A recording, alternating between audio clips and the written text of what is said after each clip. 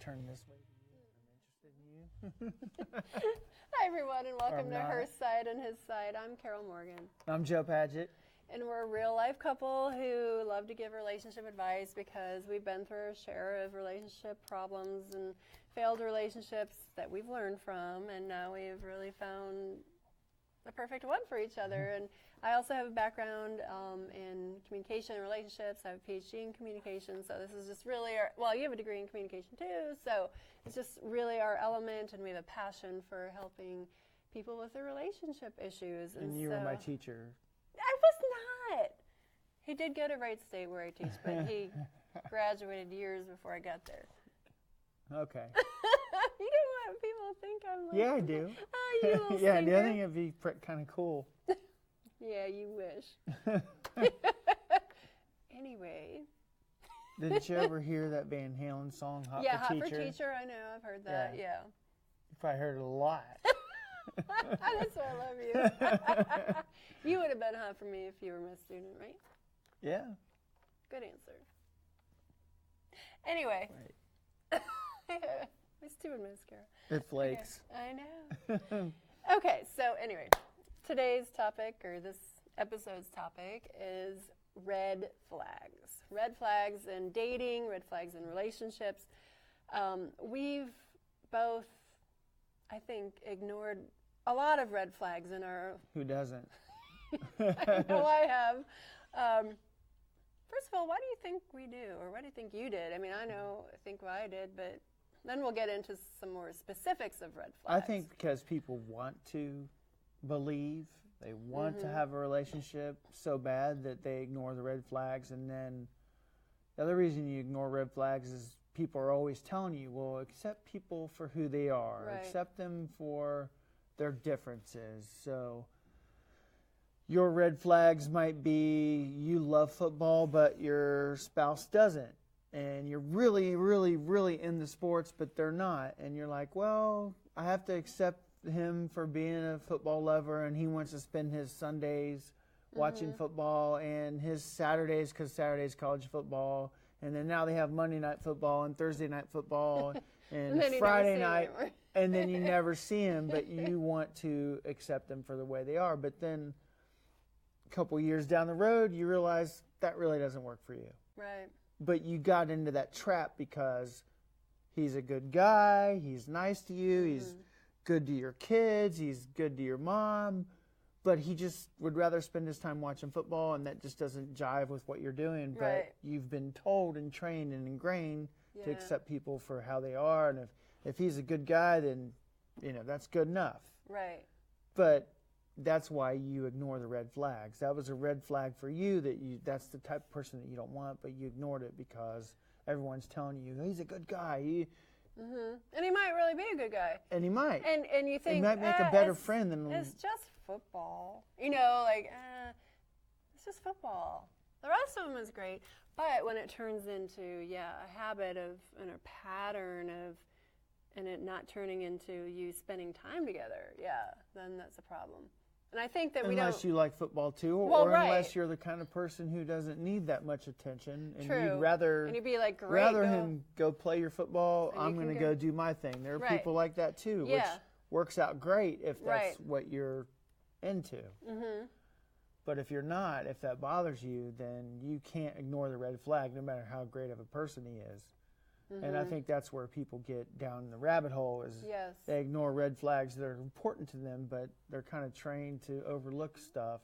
Or they're masqueraded around as just, he just likes football. Yeah, but it's deeper than that. It's not just about football. It's about all the time taken away from your relationship. But, I mean, he's not beating you. He's not yelling at you. He's not cussing at you. You're not fighting. So what's wrong with you that you can't like this guy? You can't accept the fact that he likes football. Yeah. So there's something wrong with you. I mean, that's kind of what you're told. Right. And that's why people ignore that, because they have certain parameters of what they really want, but they ignore it because he's a good guy or she's a good girl. There's nothing wrong with her. But for some reason, it just really isn't matched up with what you really want. So I think it's a fine line between accepting, this is what I really want, and realizing that some people are different, because we're different in a lot of ways. But we're similar in more ways. The important ways. The important ways, definitely. And I think that people ignore red flags because it could be a lot of different reasons, like time of life, especially for men too, but women in particular. If you want to get married and have kids in particular, if your biological clock ticking, and you're like, well, if I dump him, am I going to find anybody better? And by that time, it's going to be too late to have babies. You know, I mean, that sounds harsh, but I think a lot of us go through that, and so we ignore some of the things that we intuitively know might not work for us, but we still want, you know, that goal of marriage and family. So society's timelines Or even pressure you into forcing you to accept. Or even at our age, you know, so we don't want to have more babies or anything, but we just don't want to die alone. Well, right, you don't want to be alone. Not old. But no, you want companionship. You want someone, you know, but hopefully you wouldn't settle for anyone. But anyway, so let's kind of talk about some specifics of what, you know, in the dating phase and then the relationship phase of what we think are some red flags to look out for. So let's start with dating. Okay. Do you want to go first? Or No, want me to you go first. Okay, what about how much contact and communication you have, you know, within the first few stages of a relationship? Like, for instance, I've been one person in particular I dated for a while. Like, I'm not, you know me, I'm not someone who needs like constant attention. I'm not an attention whore. I'm fine being alone, but I need connection. To me, there is a difference between attention and connection. And you can get a whole bunch of attention, but not real connection. And so the reason I like contact is because I want to stay connected to somebody, like, you know, in a real emotional way. And so, like, even in the beginning of a relationship, like one person I went out with for a while, a couple months, you know, he was up front in the beginning. He's like, I don't like texting. I don't really know what to say. I'm like, okay, you know, kind of going back to, hey, you know, everybody's different. I need to accept them for who they are. And I'm like, okay, that's cool.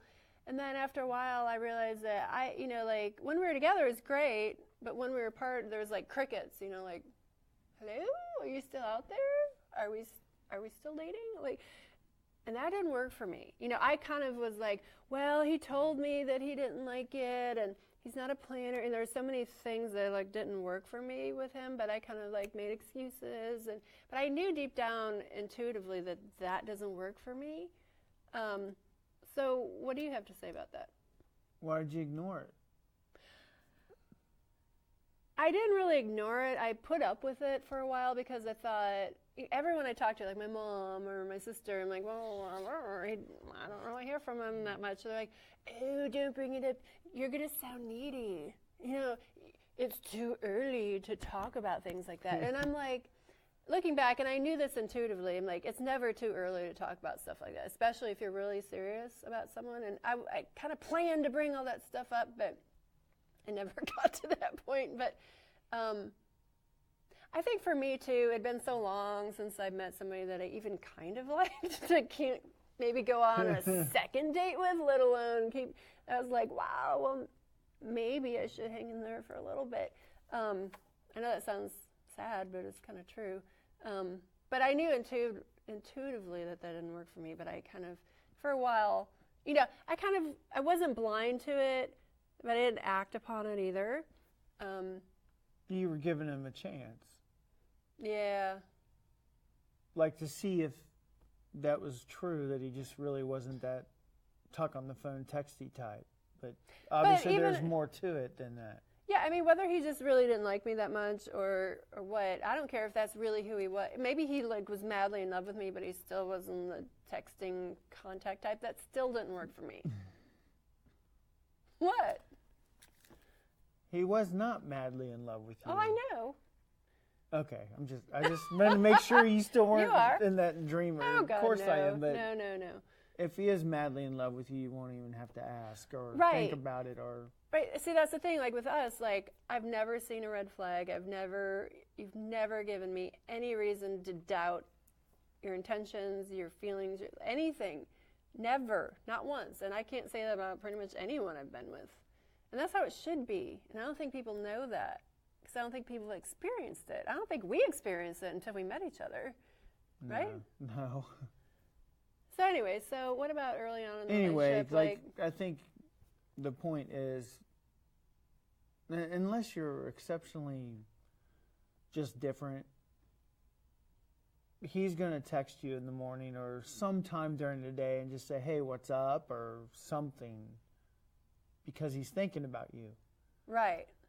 If he doesn't open the car door for you ever, it's because he doesn't want to. If he's not inviting you to go to the movies on Friday, or to meet his kids, or to or do to meet whatever, his kids, or to for Christmas or Thanksgiving, or whatever it is, whatever excuse it is, if he's not doing that, it's because he doesn't want to. Right. That's kind of a red flag. Yeah. Like, even though there's going to be, oh, well, we've only known each other for 2 years, it's too early for only our 2 kids. years? It's too early for our kids to meet. Or, After 2 years? 2 months maybe, but 2 years? I'm just saying For that's some not people, out of the realm of I know. that people think like That's that. true. I'm just saying, That's true. if he's not introducing you to his mother after whatever time frame you think would be 30 seconds for you, but for most people, after a year or so, and he's still avoiding introducing you to his friends and family. I think that's whatever is comfortable to you. Like, for me, it could be a month. For someone else, it could be a year or 2 years. Whatever your comfort level is, like where you're like, hey, maybe we should have progressed a little bit further than this, then that's a red flag. But even introducing him introducing you to his friends, which I think is a little bit lower level than family and mom and kids and stuff like that. Yeah. So if he's still not introducing you to his friends and avoiding things like that, there's probably something that's a red flag. And also, too, like with the communication and texting, like if someone takes a really long time to respond to you, if you send a text and they don't respond till the next day or whatever, they're doing it on purpose, right? Or if while they're with you, they always have their phone out. They always have their phone, but when they're not with you. Or even when you're in mid-sentence, they're like, wait a minute. Hold on, I'm going to respond to this really quick. Right, because that person's more important than you. But then when you text them, it's like 7 hours. Yeah. You know that they're sitting there with their phone, like if they're that type of person. I mean, you're different because I don't even know how you do this. You plug your phone in a different room when you go to sleep. Yeah. But what if something happens? Well, the phone's still in You're not going to hear it ring. But anyway, I always have my phone, at least when I'm sleeping, next to me. I don't want to sleep it too close to my brain because it leads to brain cancer, but whatever. That's a whole other story. But my point is you can leave your phone in other rooms and other places. Most people can't. Even when we're together during the day, you might even lose your phone. You're like, where's my phone? It's like in the kitchen or in a different room. Because I'm paying attention to you. But you're that type of person, so I know focus on you. I know that if I text you, and I've done this before, it may be an hour or so before you respond because it's in your character not to have it always in my out. pocket right here. Now, other people that I've been out with who always have their phone in their hand and blah blah blah, if they don't answer me within an hour, they're ignoring me. Right. Because I know that they have that phone with them all the time, 24/7. Right. So if I text them and it's been like 2 hours, my kids do this to me all the time. Oh, my kids do too. They have their phone with them all the time, and then that's a red flag from my teenagers that they don't love me because I text them and hours and hours later they finally respond to me. I'm like, I know you got your phone with you all the time, right? And you're not going to even text me back. So right. Yeah, so I'm like it's bad enough with kids, but kids are kids. But the kids hurt your feelings more than. But it's just funny, you text your kids and they have their phone, they're on Snapchat, they're on all these things, and they don't text you back. It's just because it's just Dad, but I'll text them later. Right. But how can they be so busy not to text you back? Well, you're not a priority. I mean. No, I mean, let's face it, our parents weren't a priority when we were teenagers either. But it's going back to romantic relationships. You always make time for someone or something that's important to you. Not that our kids Right. don't love us; they love us, but they're teenagers. Just not so, in that way. You know, they love their boyfriends and their girlfriends and their friends a little bit more in the moment. You know, and that's okay. That's how it should be. But back to romantic relationships. Which is a perfect correlation, actually, because we can understand why we're not a priority to our kids. But if that's your girlfriend or your boyfriend, Right. at least in my world, you should be a priority. You Enough should. to at least text you back and say, kind of busy right now, but Right. got your text. Or I'll call you later. Sorry. Yeah. Right. So those are some red flags. We only have a few minutes left, but those are some early dating red flags. But what about like once you get into a relationship? What are some things that you should really look out for? I know what I think, but you want to go first? No. Of course not. You know, I used to think that, hey, like a lot of people I was with in the past were like, my criteria was, hey, you're cute, you're fun, let's go out. Those are very surface reasons to be with somebody. And after so many... But they are important. They are important, but that's just the scratching the surface, you know. What kind of conversation do you have? If you have conversation. If you have well, maybe conversation's not important to some. It's important to us, Yeah. and so that's why we get along. But you know, some people don't want to talk, and so you want to be with somebody else who doesn't want to talk, right? What kind of shared values do you have? What if I support Trump and you support Bernie? Do you think that'll work? It depends. I mean, it depends on why we support that person. Like, is it a deep-rooted worldview or deep-rooted value system, or is it just I have no better options, and so I'm going to go eeny, meeny, miny, mo? But I guess that leads to the point is, are you both open-minded enough to... Agree to disagree? Right. Yeah.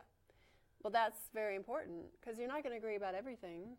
But maybe you're the type of person that needs to. So if you're the type of person that needs to agree about everything, if you have those different political viewpoints, then you probably can't be together if you're that way. But if you're like, well, you can have your viewpoints, and I guess you have to decide what values are important versus what aren't, and the ones you're willing to agree to disagree or have an open mind to, or even if you...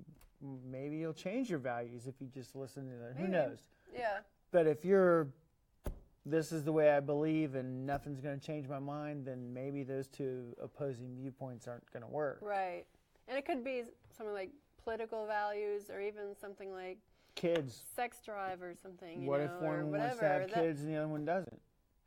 Right. I mean, there's so many things that, like, I think that once we get deeper into relationships, we're like, well, I guess I can live with that. Or, you know, like I was with someone once who, like, really looking back couldn't have been more opposite. Like, I was an optimist, he was a pessimist, I was social, he wasn't. And it was, at first I make it excuses like, oh, it's so cute that we're so different. And then I'm like, no, it's not cute at all. This is, like, really seriously bad, you know?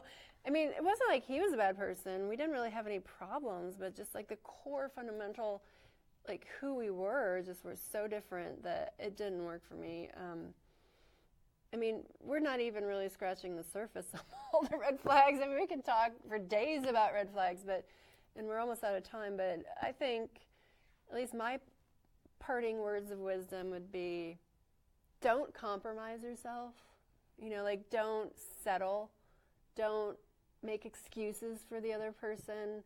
If in your gut and your intuition you're like, I don't like this, or it doesn't feel right. I mean, within reason, you know, you can't expect somebody to be exactly the way you want them to be, but if they're not generally overall kind of meeting your needs and your intuition, if you don't feel secure and happy most of the time, then there are too many red flags. Wouldn't you agree? I mean, I agree. I think you just have to, first of all, decide what's important to you and what you really want. What you can compromise on, what you but can't. It really takes a long time and lots of thought to really think about what those things are that are important to you. And it also takes not fearing being alone. Like, I was willing to be alone for a really long time, and I was. You did a good job at it. I did, and I finally found the right one, but it was worth the wait, but I wasn't willing to compromise, and I wasn't willing to overlook those red flags that I had in the past, because then ultimately it just doesn't lead to a good place. So it's really hard actually to ignore the red flags because you don't want to be alone, or your biological clock is ticking, or your family's pressuring you, or whatever. There could be a gazillion reasons why you ignore red flags, but take it from our experience, it doesn't turn out well. You know, I mean, luckily we don't have any red flags, at least I see with us, right? Right. And that's why we work so well. But anyway, don't be scared of red flags. Don't close your eyes to the red flags, because those are really, really important, and those can really break a relationship, not make a relationship. So anyway, if you have other thoughts and you want to share them with us or whatnot, please contact us and let us know. If you have any other show topics you think would be great, let us know. And do you have any other parting words? No. I knew you were going to say that. Okay, well, thank you, everybody, so much for joining us. We had a great time. I hope you learned something. I mean, this is, I think, a really important topic for everybody who's in a relationship, not even just a romantic relationship, but any relationship. We all deserve to be treated well and shouldn't compromise for any reason, really. So anyway, we will see you next time. Bye-bye. Bye.